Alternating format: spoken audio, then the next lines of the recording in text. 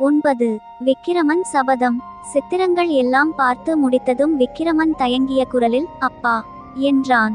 மகாராஜா அவனை அன்பு கனிய பார்த்து, என்ன கேட்க வேண்டுமோ கேள் குழந்தாய். சொல்ல வேண்டியதையெல்லாம் தயங்காமல் சொல்லிவிடு, இனிமேல் சந்தர்ப்பம் கிடைப்பது அரிது என்றார். ஒன்றுமில்லை அப்பா, இந்த சித்திரங்கள் எல்லாம் எவ்வளவு நன்றாயிருக்கின்றன என்று சொல்ல ஆரம்பித்தேன். இவ்வளவு அற்புதமாய் சித்திரம் எழுத எப்போது கற்றுக்கொண்டீர்கள்? நமது சித்திர மண்டபத்தில் கூட இவ்வளவு அழகான சித்திரங்கள் இல்லையே என்றான் விக்கிரமன். மகாராஜா மைந்தனை கட்டி அணைத்து கொண்டார். என் கண்ணி, என்னுடைய சித்திர திறமையை நீ ஒருவன் வியந்து பாராட்டியதே எனக்கு போதும். வேறு யாரும் பார்த்து பாராட்ட வேண்டியதில்லை. என் மனத்திலிருந்த ஏக்கம் இன்று தீர்ந்தது என்றார்.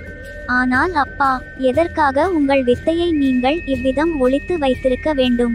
இந்த ஆச்சரியமான சித்திரங்களை பற்றி நீங்கள் வெட்கப்பட வேண்டிய அவசியம் என்ன? ஆகா, இந்த உருவங்கள் எல்லாம் எவ்வளவு தத்ரூபமாக உணர்ச்சி பெற்று விளங்குகின்றன. முகங்களிலே தான் எத்தனை ஜீவகளை! இவ்வளவு ஆச்சரியமான சித்திரங்களை வேறு யார் எழுத முடியும்? ஏன் இந்த திருட்டு மண்டபத்தில் இவற்றை பூட்டி வைத்திருக்க வேண்டும்? எல்லாரும் பார்த்து சந்தோஷப்பட்டாலென்ன என்று விக்கிரமன் ஆத்திரமாய் பேசினான். அப்போது பார்த்திப மகாராஜா சொல்லுகிறார், கேள் விக்கிரமா, இந்த உலகத்தில் எவன் அதிகாரமும் சக்தியும் பெற்றிருக்கிறானோ அவனிடம் உள்ள வித்தையைத்தான் உலகம் ஒப்புக்கொண்டு பாராட்டும். காஞ்சியில் மகேந்திர சக்கரவர்த்தி இருந்தாரல்லவா? ஒரு தடவை பெரிய வித்வசபை கூடி அவருக்கு சித்திரக்கார புலி என்ற பட்டம் அளித்தார்கள். மகேந்திரவர்மருடைய சித்திரங்கள் மிகவும் சாமானியமானவை. ஆனாலும் அவற்றை புகழாதவர் கிடையாது. இப்போதுள்ள நரசிம்ம சக்கரவர்த்திக்கு இது மாதிரி எத்தனையோ பட்ட பெயர்கள் உண்டு. சித்திர கலையில் சிங்கம், கான வித்தையில் நாரதர், சிற்பத்தில் விசுவகர்மா. உலகம் இப்படியெல்லாம் அவரை போற்றுகிறது. ஏன்? அவரிடம் பெரிய சைன்யம் இருப்பதினால்தான். குழந்தாய், தெய்வத்துக்கு ஏழை செல்வன் என்ற வித்தியாசம் இல்லை. இறைவனுக்கு சக்கரவர்த்தியும் ஒன்றுதான், செருப்பு தைக்கும் சக்கிலியனும் ஒன்றுதான்.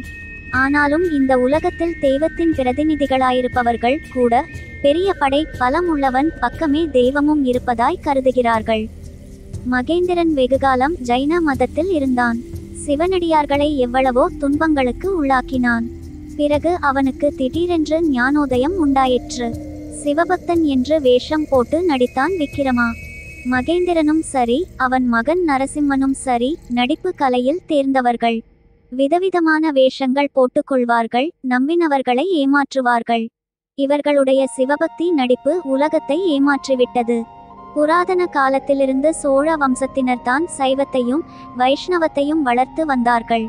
சிராப்பள்ளி பெருமானையும் ஸ்ரீரங்கநாதனையும் குல தெய்வங்களாக போற்றி வந்தார்கள். ஆனால் இன்றைய தினம் சிவனடியார்களும் வைஷ்ணவ பெரியார்களும் யாருடைய சபா மண்டபத்திற்கு போகிறார்கள்? திரிலோகாதிபதியான காஞ்சி நரசிம்ம சக்கரவர்த்தியின் ஆஸ்தான மண்டபத்துக்கு தான். என்னுடைய சித்திரங்களை பிறர் பார்ப்பதை நான் ஏன் விரும்பவில்லை என்று இப்போது தெரிகிறதா? சோழ நாடு சிற்றரசாயிருக்கும் வரையில் பார்த்திபன் சித்திரம் வேறு எழுத ஆரம்பித்து விட்டானா என்று உலகம் பரிகசிக்கும். விக்கிரமா, இன்னொரு விஷயம் நீ மறந்து விட்டாய் என்று நிறுத்தினார் மகாராஜா. என்ன அப்பா என்று விக்கிரமன் கேட்டான். இவை கேவலம் சித்திர திறமையை காட்டுவதற்காக மட்டும் எழுதிய சித்திரங்கள் அல்லவே குழந்தாய். என்னுடைய மனோரதங்களை, என் இருதய அந்தரங்கத்தில் பொங்கிக் கொண்டிருக்கும் ஆசைகளையல்லவா இப்படி சித்திரித்திருக்கிறேன். இந்த சித்திரங்களை இப்போது பார்க்கிறவர்கள் சிரிக்க மாட்டார்களா? வீணாசை கொண்டவன், எட்டாத பழத்துக்கு கொட்டாவி விடுகிறவன் என்றெல்லாம் பரிகசிக்க மாட்டார்களா? ஆகையினாலேயே இந்த மண்டபத்தை இப்படி இருள் சூழ்ந்ததாய் இப்போது வைத்திருக்கிறேன். இந்த சித்திர காட்சிகள் எப்போது உண்மை சம்பவங்களாக தொடங்குமோ அப்போதுதான் மண்டபத்தில் வெளிச்சம் வரச் செய்ய வேண்டும். அப்போதுதான் எல்லா ஜனங்களும் வந்து பார்க்கும்படி மண்டபத்தை திறந்துவிட வேண்டும். அந்த பாக்கியம் விக்கிரமா என் காலத்தில் எனக்கு கிடைக்க போவதில்லை. உன்னுடைய காலத்திலாவது நிறைவேற வேண்டுமென்பது என் ஆசை. என்னுடன் நீயும் போர்க்களத்துக்கு வருவதாக சொல்வதை நான் ஏன் மறுக்கிறேன் என்று இப்போது தெரிகிறதல்லவா? தெரிகிறது அப்பா. 10. படை கிளம்பல். உறையூரில் அன்று அதிகாலையிலிருந்து அல்லோலகல்லோலமாயிருந்தது. பார்த்திப மகாராஜாவின் பட்டாபிஷேகத்தின் போதும் மகேந்திரவர்ம சக்கரவர்த்தியின் விஜயத்தின் போதும் கூட உறையூர் வீதிகள் இவ்வளவு அழகாக அலங்கரிக்கப்படவில்லை என்று ஜனங்கள் பேசிக் கொண்டார்கள். வீட்டுக்கு வீடு தென்னங்குருத்துக்களினாலும் மாவிலைகளினாலும் செய்த தோரணங்கள் தொங்கிக் கொண்டிருந்தன. வீடுகளின் திண்ணைப்புறங்களிலெல்லாம் புதிய சுண்ணாம்பும் சிவப்பு காவியும் மாறி மாறி அடித்திருந்தது. ஸ்திரீகள் அதிகாலையிலேயே எழுந்திருந்து தெருவாசலை சுத்தம் செய்து அழகான கோலங்கள் போட்டு வாசலில் குத்து விளக்கு ஏற்றி வைத்தார்கள். பிறகு ஆடை ஆபரணங்களினால் நன்கு அலங்கரித்து கொண்டு போருக்கு படை கிளம்பும் வேடிக்கை பார்ப்பதற்காக வாசல் திண்ணைகளிலோ மேல் மாடிகளின் சாளரங்களின் அருகிலோ வந்து நின்று கொண்டார்கள். விடிய ஒரு சாமம் இருக்கும்போதே அரண்மனையில் உள்ள பெரிய ரணப்பேரிகை முழங்கத் தொடங்கியது. அதனுடன் வேறு சில சத்தங்களும் கலந்து கேட்கத் தொடங்கின. குதிரைகள் கனைக்கும் சத்தம், யுத்த வீரர்கள் ஒருவரையொருவர் கூவி அழைக்கும் குரல், அவர்கள் இடையிடையே எழுப்பிய வீர முழக்கங்களின் ஒலி, வேல்களும் வாள்களும் ஒன்றோடொன்று உராயும் போது உண்டான கண கண ஒலி, போருக்கு புறப்படும் வீரர்களை அவர்களுடைய தாய்மார்கள் வாழ்த்தி அனுப்பும் குரல், காதலிகள் காதலர்களுக்கு விடை கொடுக்கும் குரல், இவ்வளவுடன் வழக்கத்துக்கு முன்னதாகவே துயில் நீங்கி எழுந்த பறவைகளின் கல கல சத்தமும் சேர்ந்து ஒலித்தது. சூரிய உதயத்துக்கு முன்னாலிருந்தே அரண்மனை வாசலில் போர் வீரர்கள் வந்து குவியத் தொடங்கினார்கள்.